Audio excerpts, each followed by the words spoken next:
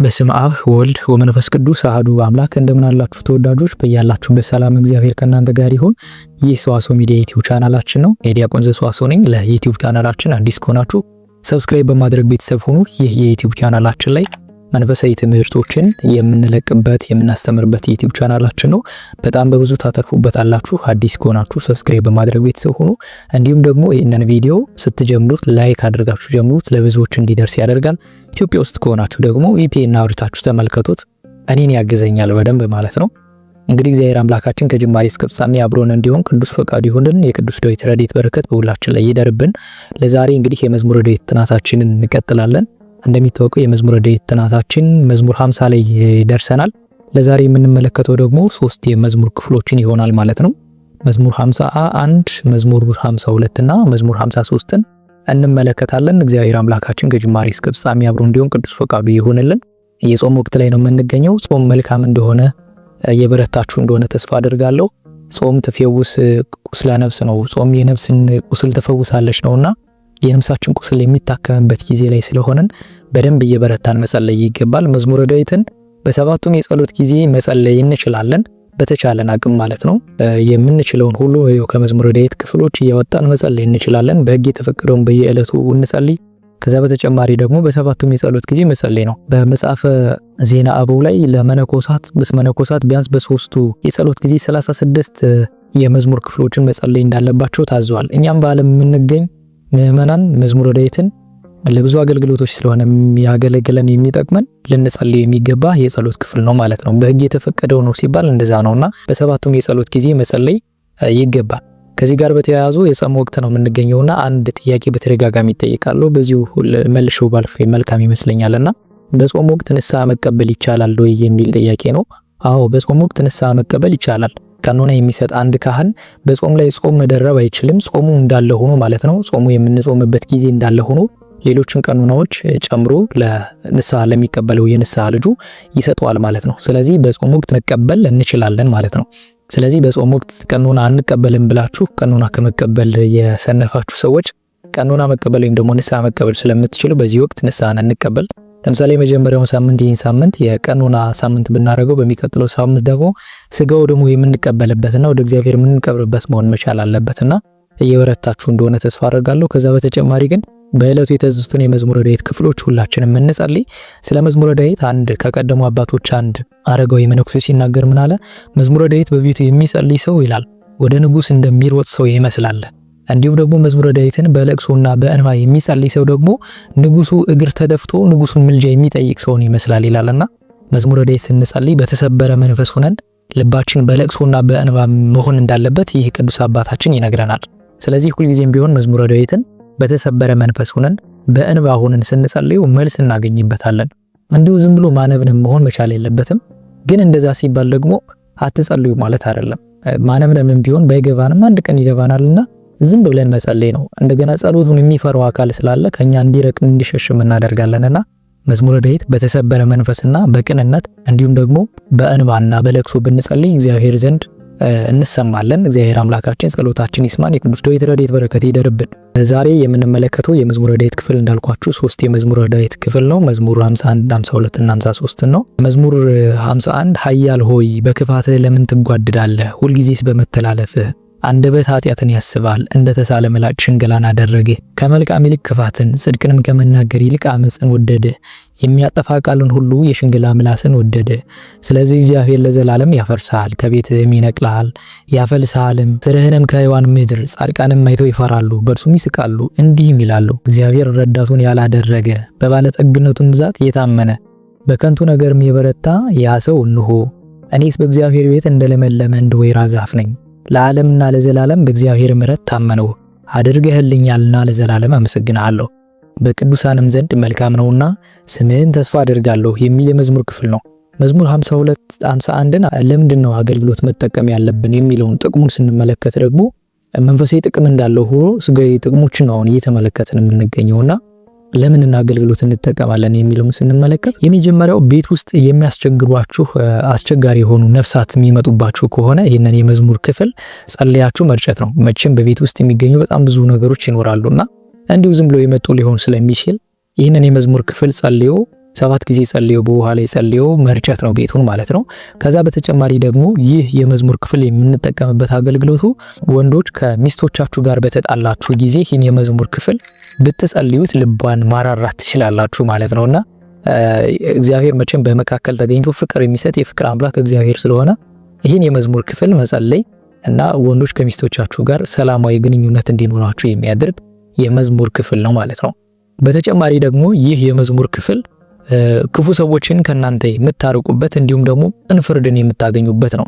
ቅን ፍርድን ማለት አንድ ሰው ለምሳሌ የፍርድ ችሎታ አገልግሎት ቢኖርበት ወይም ደግሞ በዛ ቀን የሆነ ችግር ውስጥ ገብቶ እንደዚህ አይነት ቦታ ወይም ደግሞ ፍርድ ቤት ቢቆም እግዚአብሔር አምላክ ባላጠፋውም ተከሶ ሊሆን ይችላል፣ እንዲሁም ደግሞ በሐሰትም ተመስክሮበት ሊሆን ይችላልና እግዚአብሔር ቅን የሆነውን ፍርድ እንዲሰጠው መልካም ሰዎች እንዲገጥሙት ለሚያደርግ ወይም ደግሞ እግዚአብሔር በመካከል ተገንቶ ፍርዱን ቅን እንዲያደርግለት የሚያደርግ የመዝሙር ክፍል ስለሆነ ይህን የመዝሙር ክፍል ከመውጣቱ በፊት ከቤቱ 7 ጊዜ ጸልዮ መውጣት ነው ማለት ነው። ስለዚህ ለቅን ፍርድ ይሆናል። እንዲሁም ደግሞ ከክፉ ሰዎች አንደበት ለመጠበቅም የሚረዳን የመዝሙር ክፍል ነው። በተለይ ክፋትን የተመሉ ሰዎች ሊገጥሙን ይችላሉና በክፋት ስማችን ሊያጠፉብን ይችላሉ፣ በክፋት ብዙ ነገር ሊያስቡብን ይችላሉና አንደበታቸውን እንዲይዝልን እግዚአብሔር የሚያደርግ የመዝሙር ክፍል ነው ማለት ነው። ስለዚህ ክፉ ሰዎችን ከክፉ ሰዎች አንደበት ለመጠበቅ የሚረዳን የመዝሙር ክፍል ነው ማለት ነው። ከዛ ደግሞ ይህ የመዝሙር ክፍል ለምሳሌ ክፉ ሰዎች በዙሪያችሁ ሆነው የሚያስጨንቋችሁ ከሆነ አሁን ባለፈውም ነግሬያችኋለሁ በተደጋጋሚ ሰዎች ወዶ ክፋትን አይመሉም። በውስጣቸው ሰዎች የእግዚአብሔር ማደሪያም የክፉ መንፈስ ማደሪያም ሊሆኑ ይችላሉ። መልካም እየሰሩ እየጎለበቱ ሲሄዱ እግዚአብሔርን በፈለጉት መጠን የመልካም ስራ ማደሪያው ሊያደርጋቸው ይችላል። ከዛ በተጨማሪ በክፋት በነጻ ፈቃዳቸው ደግሞ የራሳቸው ምርጫ መርጠው በክፋት የተሞሉ ከሆኑ ደግሞ የክፉ መንፈስ ማደሪያዎች ይሆናሉ። ስለዚህ ሰዎች በክፋት የሚያስጨንቋችሁ ከሆነ ወይንም ደግሞ በስልጣናቸው በኃይላቸው ባስጨነቋችሁ ጊዜ ይህን የመዝሙር ክፍል ከእንባ ጋር በተሰበረ መንፈስ ሆናችሁ ብትጸልዩት እግዚአብሔር አምላክ መልስ ይሰጣችኋል ማለት ነው። ቅን የሆነውን ፍርድ እግዚአብሔር ለእናንተ ይፈርድላችኋል፣ እነዚህን ክፉ ሰዎች ከእናንተም ያርቅላችኋል ማለት ነው። ስለዚህ በጣም ኃይለኛ የጸሎት ክፍል ስለሆነ ይህንን የመዝሙር ክፍል ለነዚህ አገልግሎት ልትጠቀሙበት የምትችሉት የመዝሙር ክፍል ነው ማለት ነው።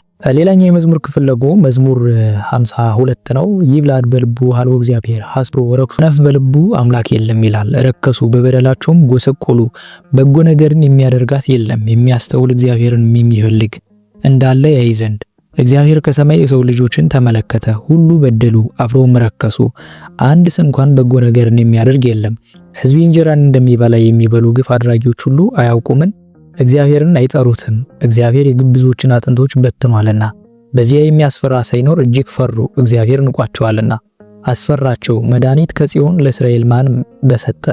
እግዚአብሔር የሕዝቡን ምርኮ በመለሰ ጊዜ ያዕቆብ ደስ ይለዋል፣ እስራኤል ሐሴትን ያደርጋል የሚለው ይህን የመዝሙር ክፍል ደግሞ ለምን አገልግሎት ነው የምንጠቀመው? የመጀመሪያው ጠላት ባስጨነቃችሁ ጊዜ፣ ጠላት ማለት ክፉ መንፈስም ሊሆን ይችላል፣ ክፉ ሰዎችም ሊሆኑ ይችላሉና ይህን የመዝሙር ክፍል ከመዝሙር 51 እስከ መዝሙር 57 በቀንና በሌሊት 77 ጊዜ ብትጸልዩት ማለት ነው። ያ ማለት መዝሙር 51፣ 52፣ 53፣ 54 እና 55፣ 56፣ 57 ይህን በሌሊት በቀንም 7 ጊዜ ጠዋትም ማታም ማለት ነው ብትጸልዩት ይህንን የመዝሙር ክፍል 77 ጊዜ እያረጋችሁ እያንዳንዱ የመዝሙር ክፍል 77 ጊዜ ብትጸልዩት እግዚአብሔር ወይም ደግሞ ከ51 አንስታችሁ እስከ 52 አንድ ከዛ ተመልሳችሁ ደግሞ አንድ ብላችሁ ብትጨምሩና 7 ጊዜ ሁሉንም ብትጸልዩት እግዚአብሔር እነዛን ክፉ ሰዎች ከናንተ ያርቃችኋል፣ መልካም የሆነውን ነገር ወደ እናንተ ህይወት ያመጣል ማለት ነው። የመዝሙር ክፍል ለዚህ አገልግሎት እንጠቀመዋለን። ሌላው ደግሞ ይህ የመዝሙር ክፍል በጣም የሚያስገርማችሁ በጣም ትልቅ አገልግሎት አለው።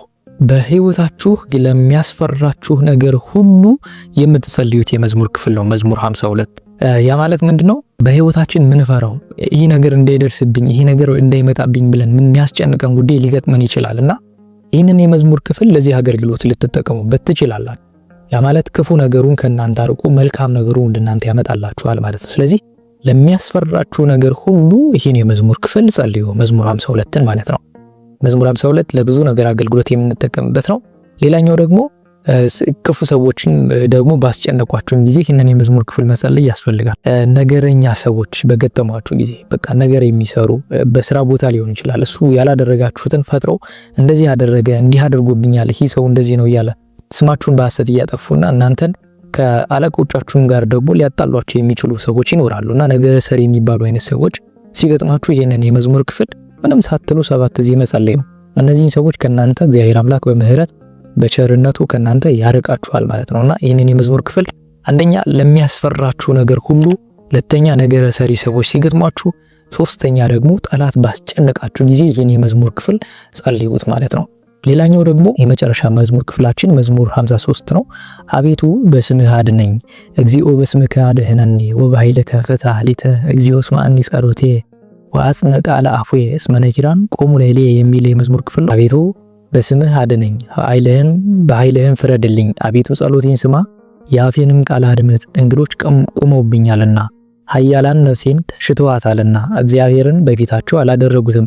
እነሆ እግዚአብሔር ይረዳኛል፣ ጌታዬ ለነፍሴ ደጋፊዋ ነው። ክፋትን ወደ ጠላቶቼ ይመልሳታል። በእውነትህ አጥፋቸው፣ ከፈቃዴ እሰዋልሃለሁ። አቤቱ መልካም ነውና ስምህን አመሰግናለሁ፣ ከመከራ ሁሉ አድኖኛልና ዓይኔም በጠላቶቼ ላይ አይታለችና። ይህ የመዝሙር ክፍል በቃላችሁ ልትይዙት የምትችሉት የመዝሙር ክፍል ነው። ይኸውላችሁ ይህ መዝሙር በጣም አጭር በቃል መያዝ የሚችልና በጣም ትልቅ እና ለብዙ አገልግሎቶች የምትጠቀሙበት የመዝሙር ክፍል ነው። መዝሙር 53 በጣም ትልቅ ምስጢር ያለው መዝሙር ነውና ጠላት ባስጨነቃችሁ፣ ለምሳሌ ክፉ መንፈስ አጋንንትን፣ ክፉ መንፈስን ከናንተ የምታረቁበት የመዝሙር ክፍል ነው። ሌላ ወደፊት የምንመጣበት አንድ የመዝሙር ክፍል አለ በቃላችሁ የምትይዙት። ይህን የመዝሙር ክፍል ግን በቃላችሁ አጥኑት። መዝሙር 53 በጣም አጭር ናት። ከምኝታችሁ በጠዋት ስትነሱ የምትጸልዩት፣ ማታ ስትተኙም ደግሞ እንዲሁ በቃላችሁ ይዛችሁ፣ እንዲሁም ደግሞ ሌሊት ስትወጡ ልትጸልዩት የምትችሉት የመዝሙር ክፍል ነውና ክፉ መንፈስን አጋንንትን እንዳይጣሏችሁ ከኛ የምናረቅበት የመዝሙር ክፍል ነው ይህ የመዝሙር ክፍልና በቃላችሁ ያዙት። አቤቱ በስምህ አድነኝ በጣም አጭር ጸሎት ናት።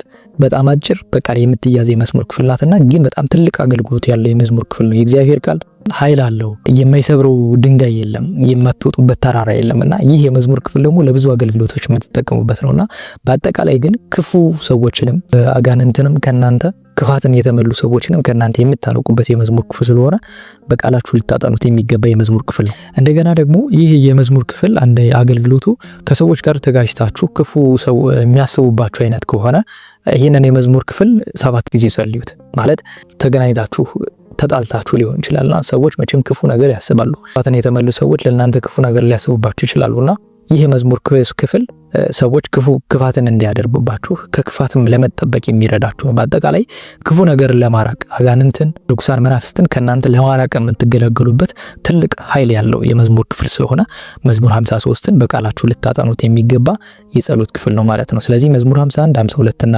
53ን ለዚህ አገልግሎት የምንጠቀምበት ነው። መዝሙር 51 ላይ ግን በጣም የሚገርመኝ አንድ ነገር አለና ምን ይላል መሰላችሁ? ሳነብላችሁ ሰምታችሁኝ ከሆነ እግዚአብሔርን ረዳቱ ያላደረገ በባለጠግነቱም ብዛት የታመነ በከንቱ ነገርም የበረታ ያ ሰው ነው ይላል።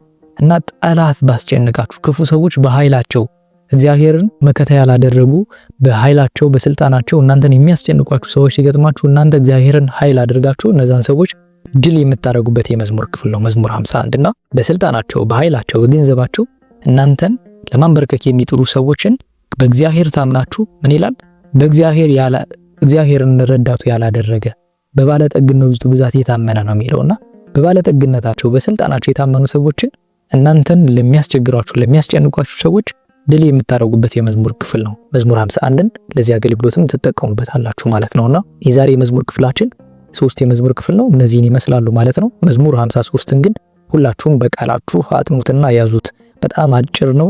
በግዕዙም እንዲሁም ደግሞ በአማርኛውም ልትጸልዩት ትችላላችሁ በምትችሉት ቋንቋ ማለት ነው። ስለዚህ እኔ በግዕዙ ብትይዙት መልካም ነው ያስባለሁ። በዚሁ አጋጣሚ መዝሙረ ዳዊትን ወደ ውጭ ሀገር የምትፈልጉ በደንብ በጥራት ባለው መንገድ ተለቅሞ ቼክ ተደርጎ መዝሙረ ዳዊቱ ማለት ነው። እንዲሁም ደግሞ ተደጉሶ መዝሙረ ዳዊት የምትፈልጉ ወደ ውጭ መላክ ጀምሬያለሁና ልታናግሩኝ ትችላላችሁ። ዋትስአፕ ላይ፣ ቴሌግራም ላይ ልታናግሩኝ ደግሞ ቲክቶክ ላይ ልታናግሩኝ ትችላላችሁ። ወደ ውጭ ሀገር የመዝሙረ ዳዊት የተደጉሱ የመዝሙረ ዳዊቶችን እንዲሁም ደግሞ ጥራት ባላቸው መንገድ መዝሙረ ዳዊቱን ቼክ አድርጌ ማለት ነው ስታዙኝ ብቻ ነው ስንላረግ የምችለውና ወደ ውጭ መላክ ጀምሬያለሁ። ልታናግሩኝ ትችላላችሁ ማለት ነው። ዋትስአፕ ላይ መልእክት አስቀምጡልኝ፣ ቴሌግራም ላይ ማስቀመጥ ትችላላችሁ። አድሬሴን አስቀምጣለሁ። እንግዲህ ለዛሬ ያጠናናቸው የመዝሙር ክፍላቶች እነዚህን የመዝሙር ክፍሎች ይመስላል ማለት ነው። እግዚአብሔር አምላካችን ከጅማሬ እስከ ፍጻሜ አብሮን ስለቆየ ስሙ የተመሰገነ ይሁን።